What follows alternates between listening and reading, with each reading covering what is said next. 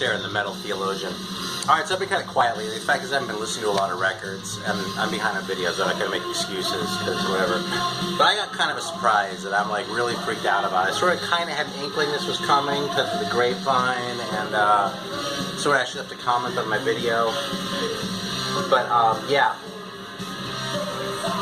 We'll get to that in a second, though. I got a couple things to show off first, though, okay? So we have a soda. And we actually have this. I'll show this first before we get to the soda. Okay, so check it out. I've been meaning to show this for like a fucking year almost now. But,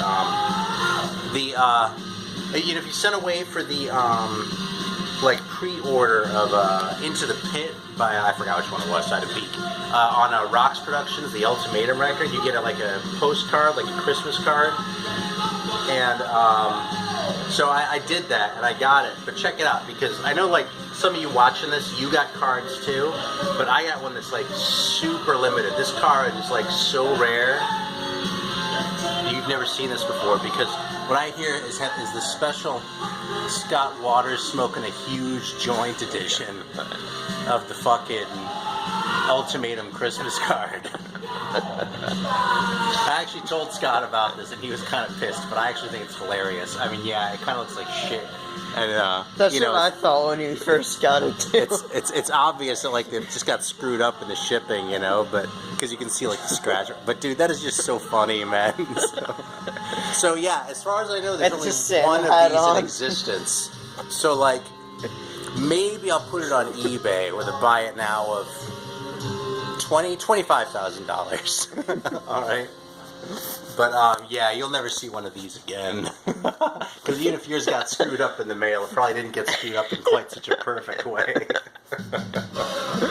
I legitimately thought that was a joint for like a month when we first got it. If there's one person whose Christmas card had to get fucked up, I'm glad it was mine. Alright, so anyway. Also, I shouldn't need to say this, but I'm listening to this classic. I kind of got put in a little bit of a kick by Greeno, but it's an all-time great record. I bought this back in probably 1988. So, anyway, it's awesome. And it's also one of those records why, well, you see it more in the next song, but chimes just rule. Like, anytime chimes are in a song, they're awesome. So, alright, I'm really thirsty though, and I found a really special soda. My brother was in town for a couple weeks. We happened to be at the gas station and came across this. So check this out. This is Cheerwine, which is hard to get outside of the South anyway. But it's Cheerwine Cream, which is like, I don't even know what the hell it is. It's like donut flavored Cheerwine. It's basically, there you go. It's the epitome of the South. Yeah, it's basically Krispy Kreme donuts, which is the South, plus Cheerwine, which is also the South, and I've been really excited about opening this bad boy up. So, it's a nice little pop there for a twist off. I'm pretty sure it has, yeah, HFC, high fructose corn syrup, whatever, man. You know what else does? Everything.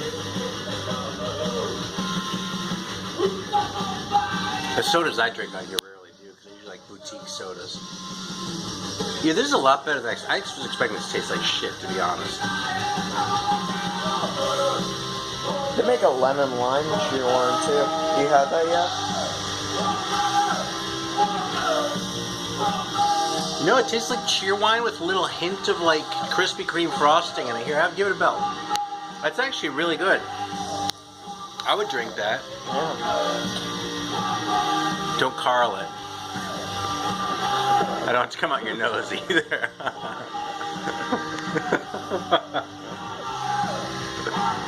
You're not gonna spit, are you? If so, I want you to get off the couch. I'll take the phone. Okay. There's some in my nose now. Here, give it to me. Really? I want another sip. Here, give it to me.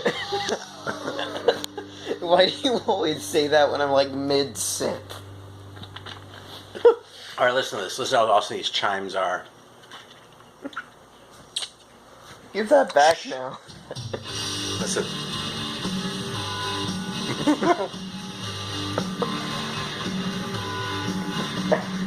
Perfect, man. This is my favorite song on this record anyway.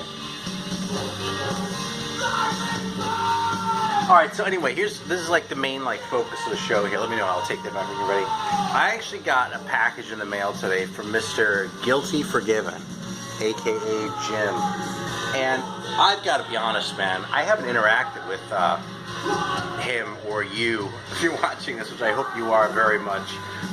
It's a relatively new channel. I really like what I've seen thus far, but I've just had things going on in my life. I haven't dipped in.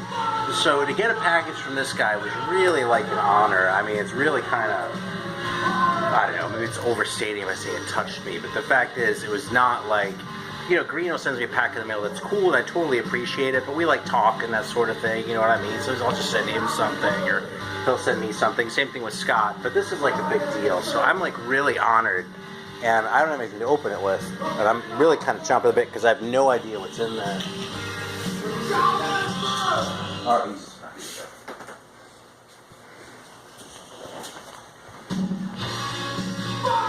Professionalism.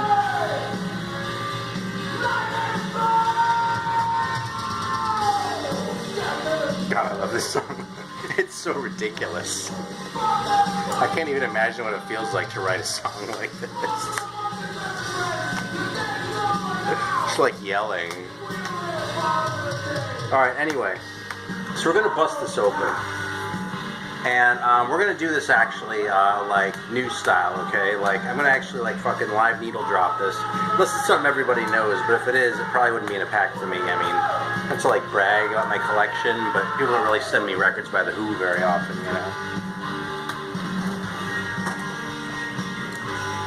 I'd be very surprised to see a first Boston in here, you know what I'm saying? So, oh my god, look at that. Holy shit. Oh god. Wow, man. Oh my god. Okay. Wow. Alright. It says, Aaron, just some random VCLT for your listening pleasure. Enjoy. Guilty Forgiven. I'm recommended by Scott Waters. I thought Scott had a hand in this. I had my suspicions, but this blows my mind. I mean, this is really humbling. Wow. That is, first of all, it's awesome.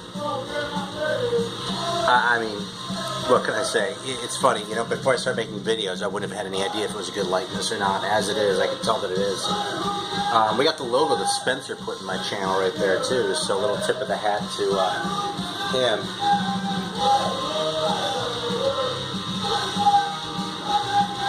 Seriously, man, I just don't know what to say. I'm at a loss for words. I'm honored. I mean, my God. Be careful taking the tape off. Yeah, I am. I'm actually kind of getting this out of the way because I don't want it to screw these up. Actually, there's something I think will just come out. There we go.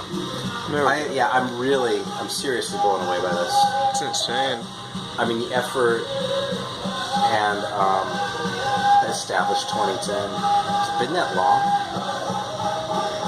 No, that's when I started my YouTube channel. When never mind. Doesn't matter. No one gives a shit. I'm really humbled. Seriously. So I don't even know. I'll figure out what to do with this. I don't know. Oh my God, this is cool, dude. I've been keeping an eye out for this. All right. So here we go. This is Tempest, A Coming Storm. And this I've heard very good things about. Alright, I've cracked wise about pure metal records in the past, okay? But I've also said that I don't have as many pure metal releases as I kind of thought I did. Like when I did my Jesus Metal video way back when, I was going through and I thought I had more, but I got rid of some. Like I used to have that Messiah Prophet record. And anyway, this is one of the ones that I've never had before, and I've heard really good things about it, specifically from Scott, but not just from Scott. Okay, so that's the first one we're going to needle drop here. Alright, so let's give that a crack. I'm so blown away by that picture. It's a likeness plus the comic book style art, you know what I mean? It's like a perfect blend. Like that's the kind of art that I'd expect to see like in American Splendor. It really is. That's what it reminds me of. That's what I thought too. It's so funny that you even met American Splendor. It seems like kind of a mix between American Splendor and Preacher in a way. If you look at it. Yeah, but American Splendor's like real people. Yeah. Like, okay, I grew up in Cleveland, so obviously, like, I know about American Splendor, right? And, like, Harvey Picar is, I mean, before he died, obviously. But Yeah, like, it totally does look If like you were a him, record right? collector in It totally Cleveland does. for a long time, you would just run into him occasionally. I mean, either he'd come in your record store, or the first time I met him was at a library book sale because he collected books too, and I just recognized him from the pictures, and that's what this is like. You know what I mean? It's like I'd never seen the guy before. I'd never even seen a photograph of him before. I'd only seen drawings, but the drawings captured him in such a way that, like, the first time I actually saw him in person, I immediately recognized him, and that's what this is like. So there's maybe a little bit of build-up, but I'm really kind of amazed. So that's just fantastic. The whole idea that you get fan mail, other than records. Let's not go too far with it. I mean, we're all equals in the vinyl community. I'm not gonna. Oh well, totally, but All right, so there's it's the insane. infamous Pure Metal logo, depending on your point of view. They really did put out some crap records, but they put out some great records too, Pure Metal. It's funny because, like, the crap records kind of brought the whole thing down. You know what I feel like Pure Metal records is? I sort of feel like their bad records did for it. Some people are going to hate that I'm saying this, but I almost feel like the bad records they put out in comparison with the good records, like, kind of made people overlook the good records, like it could have happened with Combat and Combat Core. Because I thought Combat Core was kind of crap, and people are going to hate me for saying that. But the fact is, I thought Combat Core was totally superfluous, as was Death Records. But so there were some classics on Combat. All right, we're gonna check out Tempest together. This is the first time I'm hearing this band.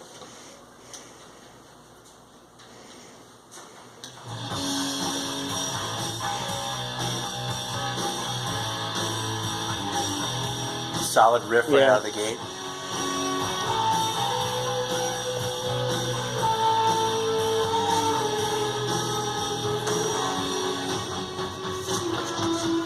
I'm going to say something else too. Has the lyrics in here? And on the other side? I kind of have a soft spot for that. Well, they only printed one side of the inner. I don't know why. It's kind of...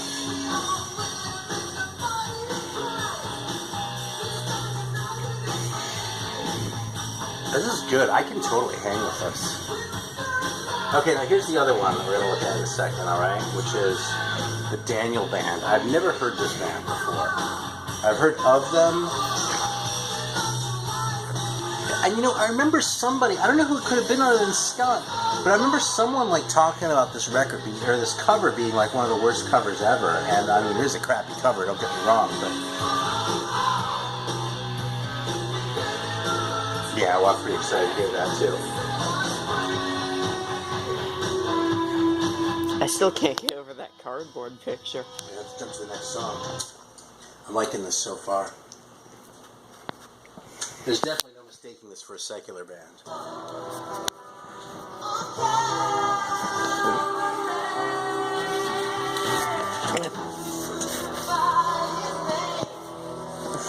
If you're gonna have a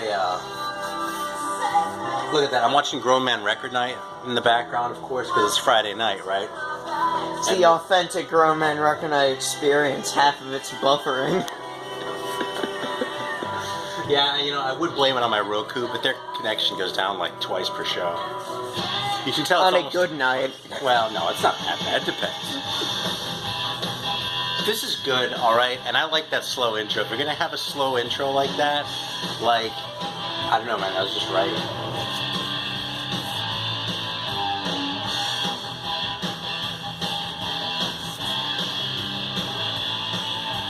Well, right on. Yeah, this is really good, man. I'm running out of things to say. I'm just so, like... Alright, let's see what the Daniel Band sounds like.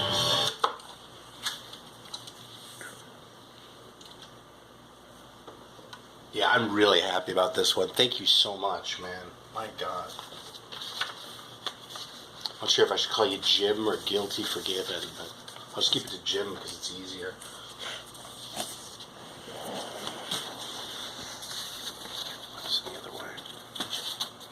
That's funny, I think everyone, like, goes by their first name, except for Greeno. Like, he's Greeno. Alright, this one is an insert. Let's check this out. It's on Refuge Records. It's like a small label. which is always a good thing. Probably smaller than Pure Metal. Pure Metal had some pretty good distribution back in the days, the fact of it. Can you hand over that Cheerwine? After I take a belt, first I'm going to put this on. This sucks.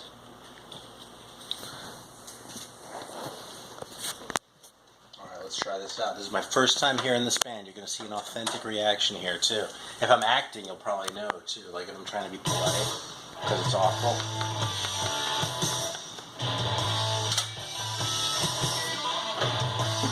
That's awesome. I can get behind this, yeah. Definitely a little more of a rocky streak. By the way, you know what's awesome about this? Is that it says new on it. I thought it would say limited edition, but it says new. So maybe that means I'll be able to drink this forever. I think the best part on there, though, is the 2 Southern Classics, 1 Legendary Taste. Say that? Oh, it does say that. I thought you were just saying that. No, 2 Southern Classics, 1 Legendary Taste. I'll take another belt. Yeah, I'm just getting the... That's cool. We're listening to the Daniel Band now, so let me hear it. Oh, they went completely offline.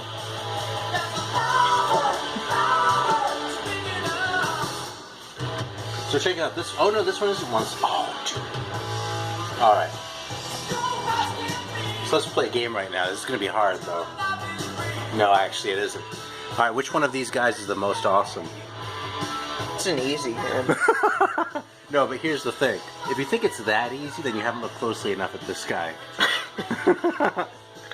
Because that is an epic nose. Okay?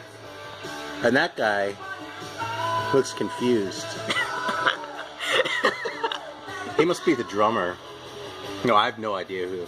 No, he must be like there's actually only 3 people in the band, but they thought it would look cooler if there were 4 guys, so they just kind of pulled a guy off the street. You know, I would do that. I've met yeah. Oh, never mind. We have to go on that path. But and he just isn't really sure why he's here. Okay, but seriously, seriously, look at that guy's mustache. That is so awesome. My God. I mean, look at that, because it's an epic mustache anyway, and then it's so far up. You know what it looks like? He looks like if you put that lower lip out of your mind, he looks like Terrence or Phillip on South Park, like with the mouth. Because that's how epic his mustache is. I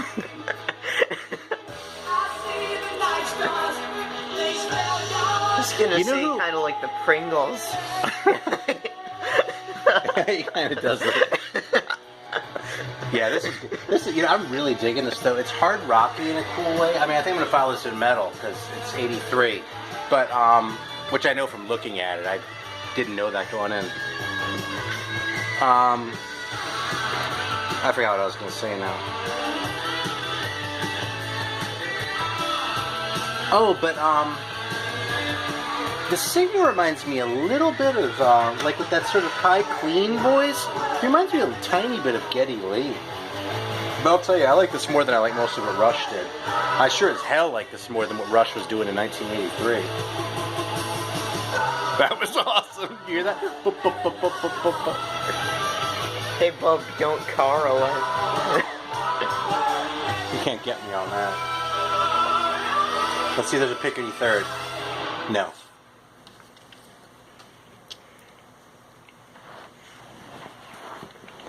Yeah, this is awesome. Seriously, I'm so happy. I don't know where these guys are from. Oh, Nashville, Tennessee. Because the looks like the label is in. I don't know. I can do that on my own time. How are we doing for time anyway? 1905.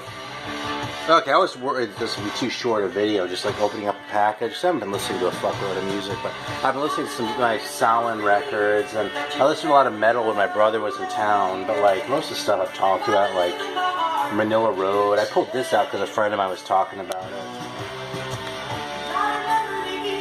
You know, there you go. Mostly obvious stuff. This is a little bit of a wild card, I suppose, but I mean, I talked about Voivod in a whole video. I've talked about Exhumer. So, yeah, a lot of kind of obvious stuff here, but we filled up a 20-minute video just fine, and I'm just so in awe. I can totally hang with this ballad, too. You know, you know why this is awesome? Because It's kind of a corny ballad. But it's a cool, corny ballad. No, listen though. Here's the thing. It even has that like pedal tone in the synth in the background, but it doesn't have that like 80s slickness that kills that on so many other records from like maybe not quite 83, but just a little bit later. But like you listen to like a 70s record, like the first Triumph record. Well, the first Triumph record doesn't really have any ballads, but like some of these 70s records, they'll have ballads on them, and you'll be like, I really like the heavy rockers. That's what I bought this record for. But the ballads are really just fine. 80s records, man, that ballads just sound like cloying and embarrassing. Like that, what was that fucking duet Ozzy and Lita Ford did? But like, this is just cool, man. Like this. Actually, this sounds so 1983. I'm kind of flashing back a little bit.